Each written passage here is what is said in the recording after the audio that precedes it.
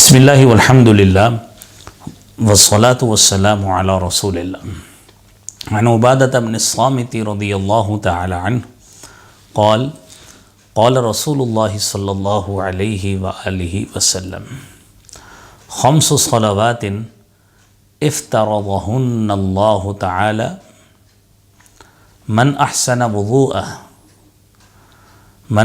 وضوءہن وصلاهن لوقتهن وأتم ركوعهن وخشوعهن كان له على الله عهد أن يغفر له۔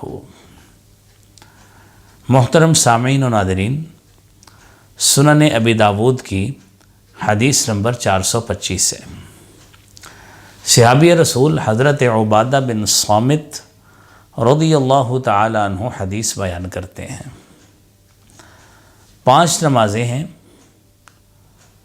جنہیں اللہ رب العالمین نے فرض کیا ہے۔ جس شخص نے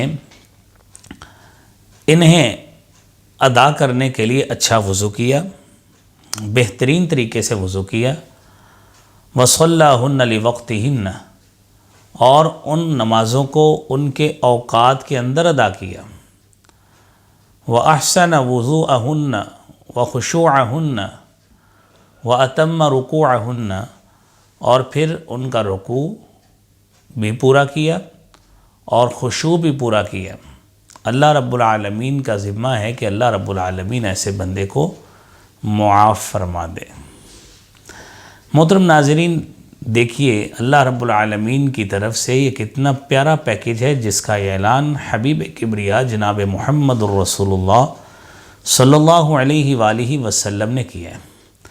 نمازیں ہیں 5 جو ہر مسلمان پہ فرض ہیں، اور قرآن کہتا ہے ان الصلاۃ کانت علی المؤمنین کتابا موقوتا، بے شک نماز مقررہ وقت میں فرض کی گئی۔ حدیث میں یہی بات بیان کی گئی صلاہن لوقتہن، کہ جس شخص نے ان کو ان کے وقت پہ ادا کیا، بغیر کسی شرعی مجبوری کے اس کو تاخیر نہیں کی۔ اور آپ صلی اللہ علیہ وسلم نے فرمایا من احسن وضوءہن۔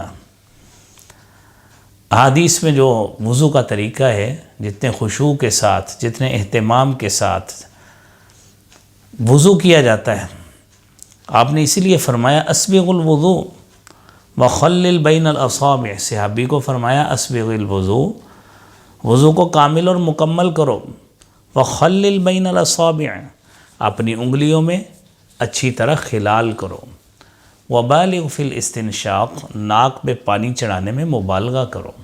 ہاں، اگر روزے کی کیفیت میں ہو الا ان تکون صائما، تو پھر پانی اندر جانے کا خدشہ ہے، پھر یہ کام نہیں کرنا۔ یعنی وضو بھی اچھا کرو، مکمل کرو، اور نمازوں کو وقت پہ ادا کرو۔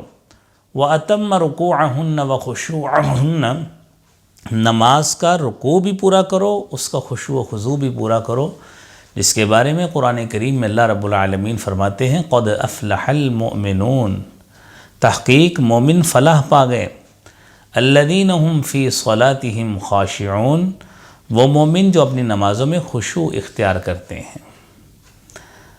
تو یہ خشوع اختیار کرنے والے مومن ہی کامیاب ہیں۔ حدیث میں اللہ کے رسول صلی اللہ علیہ وسلم نے فرمایا کان لہ علی اللہ عہد ان یغفر لہ، جب بندہ یہ اہتمام کر لے، میرے رب کی یہ ذمہ داری ہے، اللہ تعالیٰ اس کو ضرور معاف فرما دیتے ہیں۔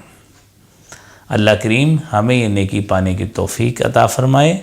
وآخر دعوانا ان الحمد للہ رب العالمین۔